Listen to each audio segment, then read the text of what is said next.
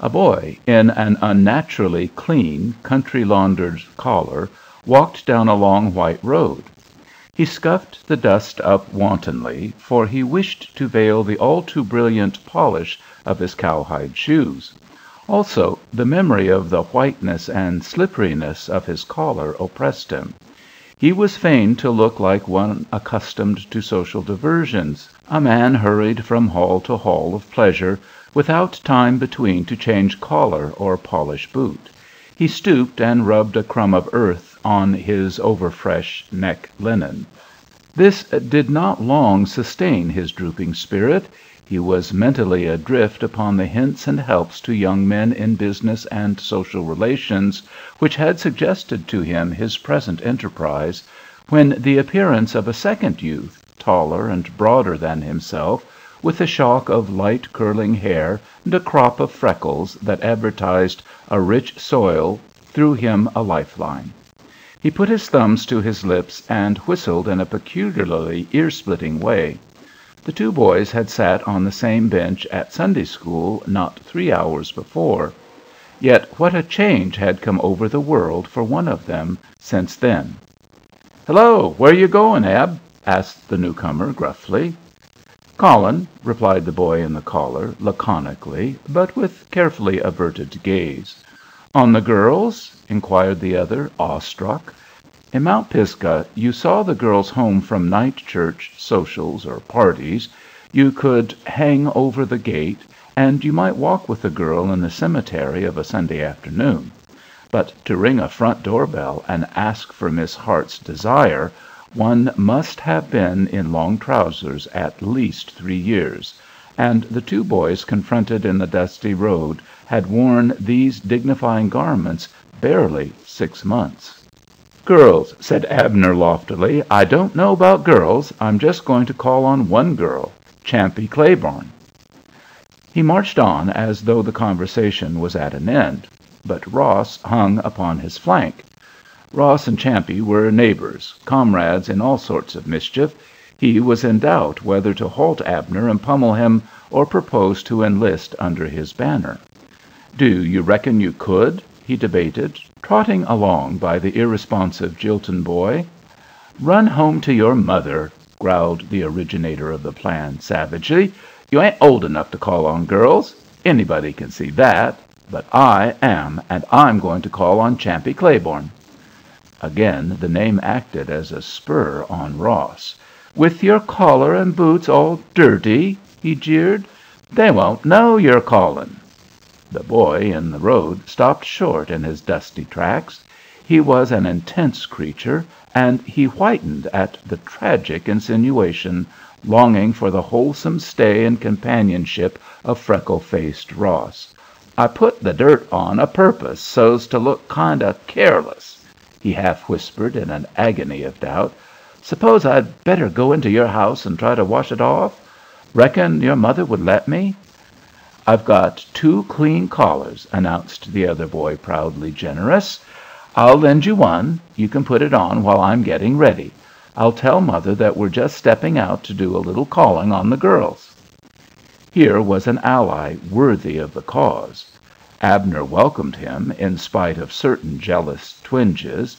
He reflected with satisfaction that there were 2 Claiborne girls, and though Alicia was so stiff and prim that no boy would ever think of calling on her, there was still the hope that she might draw Ross's fire and leave him, Abner, to make the numerous remarks he had stored up in his mind from hints and helps to young men in social and business relations, to Champe alone. Mrs. Pryor received them with the easy-going kindness of the mother of one son. She followed them into the dining-room to kiss and feed him with an absent, "Howdy, Abner, how's your mother?" Abner, big with the importance of their mutual intention, inclined his head stiffly and looked toward Ross for explanation. He trembled a little, but it was with delight, as he anticipated the effect of the speech Ross had outlined. But it did not come. "I'm not hungry, Mother," was the revised edition which the freckle-faced boy offered to the maternal ear. We are going over to Mr. Claiborne's on an errand for Abner's father." The black-eyed boy looked reproach as they clattered up the stairs to Ross's room, where the clean collar was produced and a small stock of ties. "You'd wear a necktie, wouldn't you?" Ross asked, spreading them upon the bureau top. "Yes, but make it fall carelessly over your shirt front," advised the student of hints and helps. "Your collar is miles too big for me. Say, I've got a wad of white chewing gum. Would you flat it out and stick it over the collar button? Maybe that would fill up some. You kick my foot if you see me turning my head so's to knock it off." "Better button up your vest," cautioned Ross, laboring with the careless fall of his tie. I want that easy air which presupposes familiarity with society. That's what it says in my book," objected Abner. "Sure." Ross returned to his more familiar jeering attitude. "Loosen up all your clothes, then. Why don't you untie your shoes? Flop a sock down over one of 'em. That looks easy, all right." Abner buttoned his vest. "It gives a man lots of confidence to know he's good-looking," he remarked, taking all the room in front of the mirror. Ross, at the washstand, soaking his hair to get the curl out of it, grumbled some unintelligible response. The two boys went down the stairs with tremulous hearts. "Why, you've put on another clean shirt, Rossie," Mrs. Pryor called from her chair. Mother's eyes can see so far. "Well, don't get into any dirty play and soil it." The boys walked in silence, but it was a pregnant silence, for as the roof of the Claiborne house began to peer above the crest of the hill, Ross plumped down on a stone and announced, "I ain't going." "Come on," urged the black-eyed boy. "It'll be fun, and everybody will respect us more. Champy won't throw rocks at us in recess time, after we've called on her. She couldn't." "Called," grunted Ross. "I couldn't make a call any more than a cow. What'd I say? What'd I do? I can behave all right when you just go to people's houses, but a call—" Abner hesitated. Should he give away his brilliant inside information, drawn from the Hints and Helps book, and be rivaled in the glory of his manners and bearing? Why should he not pass on alone, perfectly composed, and reap the field of glory unsupported? His knees gave way, and he sat down without intending it. "Don't you tell anybody, and I'll put you on to exactly what grown-up gentlemen say and do when they go calling on the girls," he began. "Fire away," retorted Ross gloomily. "Nobody will find out from me. Dead men tell no tales. If I'm fool enough to go, I don't expect to come out of it alive."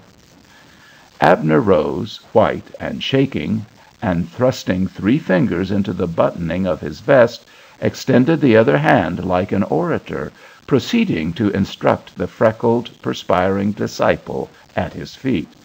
"Hang your hat on the rack, or give it to a servant." Ross nodded intelligently. He could do that.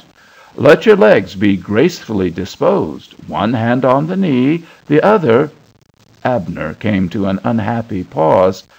"I forget what a fellow does with the other hand. Might stick it in your pocket, loudly, or expectorate on the carpet.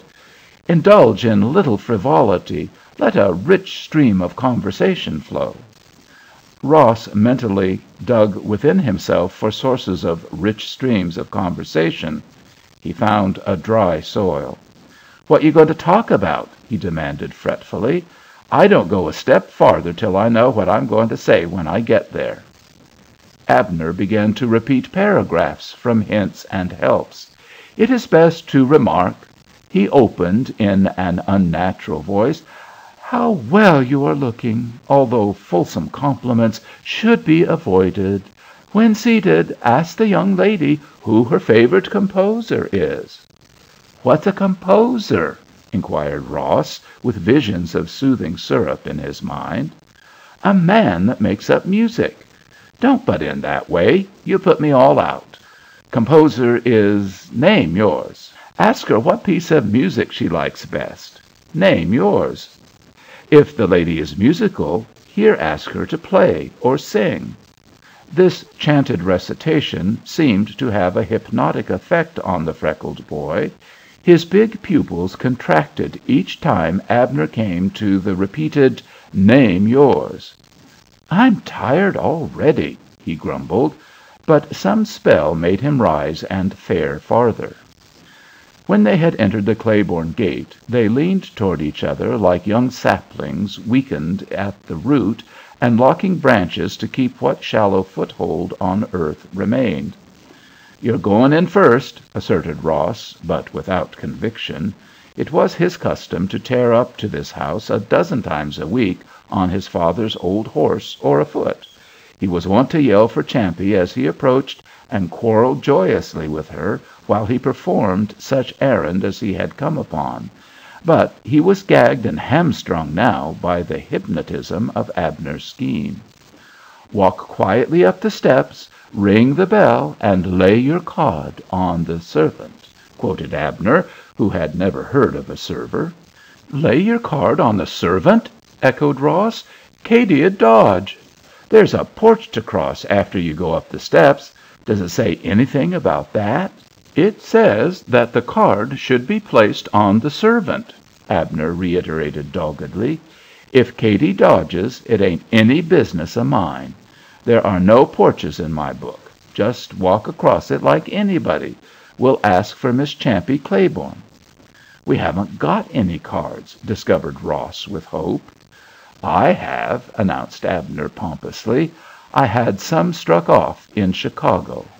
I ordered 'em by mail. They got my name pillow, but there's a scalloped gilt border round it. You can write your name on my card. Got a pencil?" He produced the bit of cardboard. Ross fished up a chewed stump of lead pencil, took it in cold, stiff fingers, and disfigured the square with eccentric scribblings. "They'll know who it's meant for," he said apologetically, "because I'm here. What's likely to happen after we get rid of the card?" "I told you about hanging your hat on the rack and disposing your legs." "I remember now," sighed Ross. They had been going slower and slower. The angle of inclination toward each other became more and more pronounced. "We must stand by each other," whispered Abner. "I will, if I can stand at all," murmured the other boy huskily. "Oh, Lord!" They had rounded the big clump of evergreens and found Aunt Missouri Claiborne placidly rocking on the front porch. Directed to mount steps and ring bell, to lay cards upon the servant, how should one deal with a rosy-faced, plump lady of uncertain years in a rocking-chair? What should a caller lay upon her? A lion in the way could not have been more terrifying. Even retreat was cut off. Aunt Missouri had seen them. "Howdy, boys. How are you?" she said, rocking peacefully. The two stood before her like detected criminals. Then, to Ross's dismay, Abner sank down on the lowest step of the porch, the westering sun full in his hopeless eyes. He sat on his cap. It was characteristic that the freckled boy remain standing. He would walk up those steps according to plan and agreement, if at all. He accepted no compromise. Folding his straw hat into a battered cone, he watched anxiously for the delivery of the card. He was not sure what Aunt Missouri's attitude might be if it were laid on her. He bent down to his companion. "Go ahead," he whispered. "Lay the card." Abner raised appealing eyes. "In a minute. Give me a time," he pleaded. "Mars Ross, head 'em off," sounded a yell, and Babe, the houseboy, came round the porch in pursuit of two half-grown chickens. "Help him, Rossie," prompted Aunt Missouri sharply. "You boys can stay to supper and have some of the chicken if you help catch 'em." Had Ross taken time to think, he might have reflected that gentlemen making formal calls seldom join in a chase after the main dish of the family supper. But the needs of Babe were instant. The lad flung himself sideways, caught one chicken in his hat, while Babe fell upon the other in the manner of a football player. Ross handed the pullet to the houseboy, fearing that he had done something very much out of character, then pulled the reluctant negro toward the steps. "Babe's a servant," he whispered to Abner, who had sat rigid through the entire performance. "I helped him with the chickens, and he's got to stand gentle while you lay the card on." Confronted by the act itself, Abner was suddenly aware that he knew not how to begin. He took refuge in dissimulation. "Hush!" he whispered back. "Don't you see Mr. Claiborne's come out? He's going to read something to us." Ross plumped down beside him. "Never mind the card. Tell him," he urged. "Tell him yourself." "No, let's cut and run. I think the worst of it's over. When Champe sees us, she'll—" Mention of Champe stiffened Ross's spine. If it had been glorious to call upon her, how very terrible she would make it should they attempt calling, fail, and the failure come to her knowledge. Some things were easier to endure than others. He resolved to stay till the call was made. For half an hour the boys sat with drooping heads, and the old gentleman read aloud, presumably to Aunt Missouri and themselves. Finally their restless eyes discerned the two Claiborne girls walking serene in Sunday trim under the trees at the edge of the lawn. Arms entwined, they were whispering together and giggling a little. A caller, Ross, dared not use his voice to shout, nor his legs to run toward them. "Why don't you go and talk to the girls, Rossie?" Aunt Missouri asked in the kindness of her heart. "Don't be noisy. It's Sunday, you know, and don't get to playing anything that'll dirty up your good clothes." Ross pressed his lips hard together. His heart swelled with the rage of the misunderstood. Had the card been in his possession, he would, at that instant, have laid it on Aunt Missouri without a qualm. "What is it?" demanded the old gentleman, a bit testily. "The girls want to hear you read, father," said Aunt Missouri shrewdly, and she got up and trotted on short, fat ankles to the girls in the arbor. The three returned together, Alicia casting curious glances at the uncomfortable youths, Champe threatening to burst into giggles with every breath. Abner sat hard on his cap and blushed silently. Ross twisted his hat into a three-cornered wreck. The two girls settled themselves noisily on the upper step. The old man read on and on. The sun sank lower. The hills were red in the west, as though a brush fire flamed behind their crests. Abner stole a furtive glance at his companion in misery, and the dolor of Ross's countenance somewhat assuaged his anguish. The freckle-faced boy was thinking of the village over the hill, a certain pleasant white house set back in a green yard, past whose gate the two-plank sidewalk ran. He knew lamps were beginning to wink in the windows of the neighbors about, as though the houses said, "Our boys are all at home, but Ross Pryor's out trying to call on the girls, and can't get anybody to understand it." Oh, that he were walking down those two planks, drawing a stick across the pickets, lifting high, happy feet which could turn in at that gate. He wouldn't care what the lamps said then. He wouldn't even mind if the whole Claiborne family died laughing at him, if only some power would raise him up from this paralyzing spot and put him behind the safe barriers of his own home. The old man's voice lapsed into silence. The light was becoming too dim for his reading. Aunt Missouri turned and called over her shoulder into the shadows of the big hall, "You, Babe, go put 2 extra plates on the supper table." The boys grew red from the tips of their ears and as far as anyone could see under their wilting collars. Abner felt the lump of gum come loose and slip down a cold spine. Had their intentions but been known, this inferential invitation would have been most welcome. It was but to rise up and thunder out, "We came to call on the young ladies." They did not rise. They did not thunder out anything. Babe brought a lamp and set it inside the window, and Mr. Claiborne resumed his reading. Champe giggled and said that Alicia made her. Alicia drew her skirts about her, sniffed, and looked virtuous, and said she didn't see anything funny to laugh at. The supper bell rang. The family, evidently taking it for granted that the boys would follow, went in. Alone for the first time, Abner gave up. "This ain't any use," he complained. "We ain't calling on anybody." "Why didn't you lay on the card?" demanded Ross, fiercely. "Why didn't you say, 'We've just dropped in to call on Miss Champe'? It's a pleasant evening. We feel we must be going,' like you said you would. Then we could have lifted our hats and got away decently." Abner showed no resentment. "Oh, if it's so easy, why didn't you do it yourself?" he groaned. "Somebody's coming," Ross muttered hoarsely. "Say it now. Say it quick." The somebody proved to be Aunt Missouri, who advanced only as far as the end of the hall and shouted cheerfully, "The idea of a growing boy not coming to meals when the bell rings! I thought you two would be in there ahead of us. Come on!"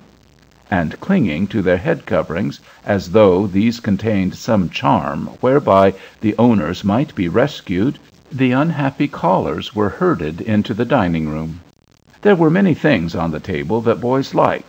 Both were becoming fairly cheerful when Aunt Missouri checked the biscuit plate with, "I treat my neighbors' children just like I'd want children of my own treated. If your mothers let you eat all you want, say so, and I don't care. But if either of them is a little bit particular, why, I'd stop at 6. Still reeling from this blow, the boys finally rose from the table and passed out with the family, their hats clutched to their bosoms and clinging together for mutual aid and comfort. During the usual Sunday evening singing, Champe laughed till Aunt Missouri threatened to send her to bed. Abner's card slipped from his hand and dropped face up on the floor. He fell upon it and tore it into infinitesimal pieces. "That must have been a love letter," said Aunt Missouri in a pause of the music. "You boys are getting most old enough to think about beginning to call on the girls." Her eyes twinkled. Ross growled like a stoned cur. Abner took a sudden dive into hints and helps, and came up with, "You flatter us, Miss Claiborne." Whereat Ross snickered out like a human boy. They all stared at him. "It sounds so funny to call Aunt Missouri Miss Claiborne," the lad of the freckles explained. "Funny?"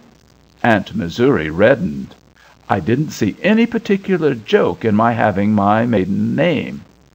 Abner, who instantly guessed at what was in Ross's mind, turned white at the thought of what they had escaped. Suppose he had laid on the card and asked for Miss Claiborne!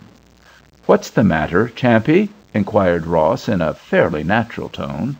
The air he had drawn into his lungs when he laughed at Abner seemed to relieve him from the numbing gentility which had bound his powers since he joined Abner's ranks. "Nothing. I laughed because you laughed," said the girl. The singing went forward fitfully. Servants traipsed through the darkened yard, going home for Sunday night. Aunt Missouri went out and held some low-toned parley with them. Champe yawned with insulting enthusiasm. Presently both girls quietly disappeared. Aunt Missouri never returned to the parlor, evidently thinking that the girls would attend to the final amenities with their callers. They were left alone with old Mr. Claiborne. They sat as though bound in their chairs, while the old man read in silence for a while. Finally he closed his book, glanced about him, and observed absently, "So you boys were to spend the night?" Then, as he looked at their startled faces, "I'm right, am I not? You are to spend the night? Oh, for courage to say, 'Thank you, no. We'll be going now. We just came over to call on Miss Champe,' but thought of how this would sound in face of the facts, the painful realization that they dared not say it because they had not said it, locked their lips. Their feet were lead, their tongues stiff and too large for their mouths. Like creatures in a nightmare, they moved stiffly, one might have said creakingly, up the stairs, and received each a bedroom candle. "Good night, children," said the absent-minded old man. The two gurgled out some sounds which were intended for words, and dodged behind the bedroom door. "They've put us to bed!" Abner's black eyes flashed fire. His nervous hands clutched at the collar Ross had lent him. "That's what I get for coming here with you, Ross Pryor!" And tears of humiliation stood in his eyes. In his turn, Ross showed no resentment. "What I'm worried about is my mother," he confessed. "She's so sharp about finding out things. She wouldn't tease me. She'd just be sorry for me. But she'll think I went home with you." "I'd like to see my mother make a fuss about my calling on the girls," growled Abner, glad to let his rage take a safe direction. "Calling on the girls! Have we called on any girls?" demanded clear-headed, honest Ross. "Not exactly yet," admitted Abner reluctantly. "Come on, let's go to bed. Mr. Claiborne asked us, and he's the head of this household. It isn't anybody's business what we came for." "I'll slip off my shoes and lie down till Babe ties up the dog in the morning," said Ross. "Then we can get away before any of the family is up." Oh, youth, youth, youth, with its rash promises! Worn out with misery, the boys slept heavily. The first sound that either heard in the morning was Babe hammering upon their bedroom door. They crouched guiltily and looked into each other's eyes. "Let's pretend we ain't here and you'll go away," breathed Abner. But Babe was made of sterner stuff. He rattled the knob. He turned it. He put in a black face with a grin which divided it from ear to ear. "Katy say I must call dem fool boys to breakfast," he announced. "I never named you all dat. Katy, she say dat." "Breakfast?" echoed Ross in a daze. "Yessir, breakfast," reasserted Babe, coming entirely into the room and looking curiously about him. "Ain't you all done been to bed at all?" wrapping his arms around his shoulders and shaking with silent ecstasies of mirth. The boys threw themselves upon him and ejected him. "Sent up a servant to call us to breakfast!" snarled Abner. "If they'd only sent their old servant to the door in the first place, all this wouldn't have happened. I'm just that way when I get thrown off the track. You know how it was when I tried to repeat those things to you. I had to go clear back to the beginning when I got interrupted." "Does that mean that you're still hanging around here to begin over and make a call?" asked Ross darkly. "I won't go down to breakfast if you are." Abner brightened a little as he saw Ross becoming wordy in his rage. "I dare you to walk downstairs and say, 'We just dropped in to call on Miss Champe,'" he said. Darn it all, there goes the second bell. We may as well trot down." "Don't leave me, Ross," pleaded the Jilton boy. "I can't stay here, and I can't go down." The tone was hysterical. The boy with freckles took his companion by the arm, without another word, and marched him down the stairs. "We may get a chance yet to call on Champe all by herself out on the porch, or in the arbor before she goes to school," he suggested, by way of putting some spine into the black-eyed boy. An emphatic bell rang when they were halfway down the stairs. Clutching their hats, they slunk into the dining room. Even Mr. Claiborne seemed to notice something unusual in their bearings as they settled into the chairs assigned to them, and asked them kindly if they had slept well. It was plain that Aunt Missouri had been posting him as to her understanding of the intentions of these young men. The state of affairs gave an electric hilarity to the atmosphere. Babe traveled from the sideboard to the table, trembling like chocolate pudding. Katy insisted on bringing in the cakes herself, and grinned as she whisked her starched blue skirts in and out of the dining room. A dimple even showed itself at the corners of pretty Alicia's prim little mouth. Champe giggled till Ross heard Katy whisper, "Now, "You got one dem snickerin' spells again. You gwine bust your dress buttons off in the back if you don't mind." As the spirits of those about them mounted, the hearts of the two youths sank. If it was like this among the Claibornes, what would it be like at school and in the world at large, when their failure to connect intention with result became village talk? Ross bit fiercely upon an unoffending batter cake, and resolved to make a call single-handed before he left the house. They went out of the dining room, their hats, as ever, pressed to their breasts. With no volition of their own, their uncertain young legs carried them to the porch. The Claiborne family and household followed like small boys after a circus procession. When the two turned, at bay, yet with nothing between them and liberty but a hypnotism of their own suggestion, they saw the black faces of the servants peering over the family shoulders. Ross was the boy to have drawn courage from the desperation of their case, and made some decent if not glorious ending. But at the psychological moment there came around the corner of the house that most contemptible figure known to the southern plantation, a shirt boy, a creature who may be described, for the benefit of those not informed, as a pickaninny clad only in a long, coarse cotton shirt. While all eyes were fastened upon him, this inglorious ambassador bolted forth his message.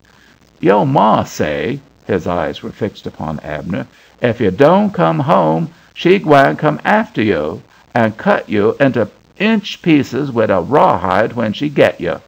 Dat just what Miss Hortense say." As though such a book as Hints and Helps had never existed, Abner shot for the gate. He was but a hobbledehoy fascinated with the idea of playing gentleman. But in Ross there were the makings of a man. For a few half-hearted paces, under the first impulse of horror, he followed his deserting chief, the laughter of the family, the unrestrainable guffaws of the negroes sounding in the rear. But when Champy's high, offensive giggle, topping all the others, insulted his ears, he stopped dead, wheeled, and ran to the porch faster than he had fled from it. White as paper, shaking with inexpressible rage, he caught and kissed the tittering girl violently, noisily, before them all. The negroes fled. They dared not trust their feelings. Even Alicia sniggered unobtrusively. Grandfather Claiborne chuckled, and Aunt Missouri frankly collapsed into her rocking chair, bubbling with mirth, crying out, "Good for you, Ross! Seems you did know how to call on the girls after all." But Ross, paying no attention, walked swiftly toward the gate. He had served his novitiate. He would never be afraid again. With cheerful alacrity he dodged the stones flung after him with friendly, erratic aim by the girl upon whom, yesterday afternoon, he had come to make a social call. End of Story 16.